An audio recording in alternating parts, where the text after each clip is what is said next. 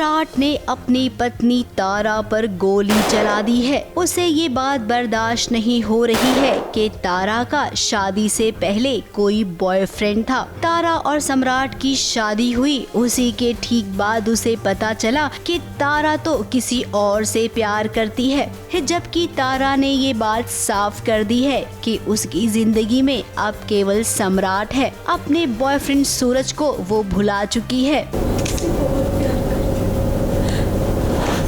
लेकिन कहते हैं ना कि दिमाग में अगर शक आ जाए तो शक का कोई इलाज नहीं होता है। तो यहाँ पर भी बात कुछ ऐसी ही है। उठते बैठते जागते सोते सम्राट केवल यही सोचता है कि आखिर तारा और सूरज के बीच क्या क्या हुआ होगा। नफरत इतनी बढ़ गई है कि उसने गोली तक मार दी है तारा को। ऐसा क्या कर दिया कि आप गोली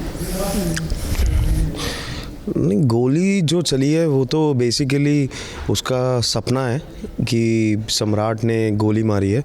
क्योंकि सम्राट जो है वो कब से उससे यही पूछ रहा है कि मुझे सूरज का पता दे, सूरज के बारे में बता, और वो नहीं बता रही, वो सिर्फ बातें घुमाए जा रही है। तो सम्राट का कहीं ना कहीं आपा खो रहा है, क्योंकि उसको पता है कि अगर मैंने सूरज के बारे में बता दिया तो सम्राट मार देगा उसे। तो अभी तो कुछ ऐसे ही चल रहा है। तो आई थिंक उसे फ्लैश में दिखाई दिए कि सम्राट ने उसे गोली मार दी है।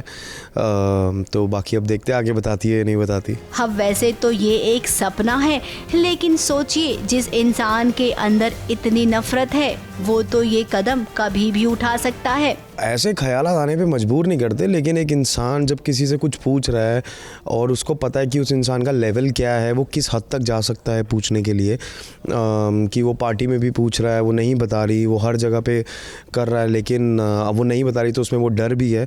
तो आई थिंक वो डर कहीं ना कहीं ऐसे फ्लैश आने पे मजबूर कर देता है कि ये इंसान इस लेवल तक जा सकता है, इस हद तक जा सकता है। तो इसलिए शायद उसको ऐसा कुछ सपना दिख रहा है। फिलहाल सम्राट ने ना तारा का सामान बांध दिया है और वो अब जाएगा तारा के घर। अब तारा तो उसे सूरज के बारे में कुछ बता नहीं रही है, तो वो कह रहा है कि तुम्हारे घर वालों से ही मैं सूरज के बारे में जानूंगा। कपड़े हैं, मिठाइयाँ हैं और 3 अलग अलग बेल्ट हैं। चलो जल्दी उठो, शाबाश, हमें तुम्हारे मायके के लिए निकलना। चलो। यार तुम्ही ने रात को हमें इतना ज्ञान दिया सूरज के बारे में, लेकिन जो असली बात है वो तो तुमने बताई नहीं। तो फिर हमने रात भर बैठ के सोचा कि कैसे पता लगे। तो फिर हमें ये ख्याल आया कि हम तुम्हारे घर वालों से पूछें। अगर तुम्हारे मायके वालों से हम पूछें और वो हमें प्यार से बता दें तो ये कपड़े और मिठाइयाँ उनके लिए, वरना 3 भाई हैं तुम्हारे, 3 बेल्ट हम लेके जा रहे हैं, मार मार के पूछ लेंगे। पागल हो गए क्या? पागल बनते हैं, मजबूर तुमने किया हमें उतरने के लिए, इसलिए हम उतर गए। अब ये देखो टाइम अप हो गया तुम्हारा, लेट्स गो। नहीं, आप हमारे मायके नहीं जा रहे हैं पूछने के लिए। तो मैं सूरज के बारे में काहे नहीं बता रही? हम सूरज के बारे में आपको बता चुके हैं कि वो हमें और आपके रिश्ते के बीच में नहीं है, रत्ती भर भी नहीं है। ये ना बात सुन सुन के हम पक चुके हैं, अब हम इससे ज्यादा नहीं बर्दाश्त कर सकते और तुम्हें हमारे साथ अभी मायके चलना होगा। चलो शाबाश। हम मायके नहीं जा रहे हैं, सब बात कर रहे हैं। मंगलसूत्र वो इसलिए तोड़ रहा है क्योंकि वो ऐसा कहता है कि तुम्हारे ज़िंदगी में बहुत बोझ है। एक तो तुम्हारे सूरज की यादों का इतना बोझ है और ऊपर से मेरे मंगलसूत्र का बोझ है। तो पहले तुम हल्की हो जाओ, पहले एक यादों से बाहर आ जाओ, उसके बाद हम तुम्हें मंगलसूत्र पहनाएंगे। तो वो मंगलसूत्र अब तब पहनाएगा क्योंकि उसने कहा कि अब तुम्हें सिर्फ सम्राट से प्यार करोगी। अब सम्राट ऐसी चीज़ें करेगा कि वो मजबूर हो जाएगी प्यार करने के लिए और वो खुद सामने से बताएगी कि सूरज के बारे में, उसके पास्ट के बारे। अब सम्राट बाबू थोड़ा सा तो अपनी पत्नी पर विश्वास कीजिए, उसे मौका तो दीजिए।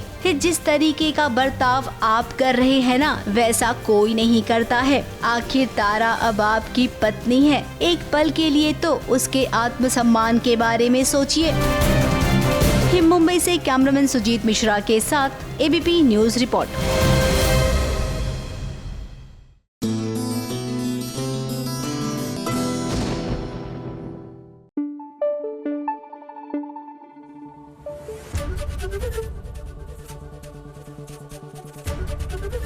एबीपी न्यूज आपको रखे आगे।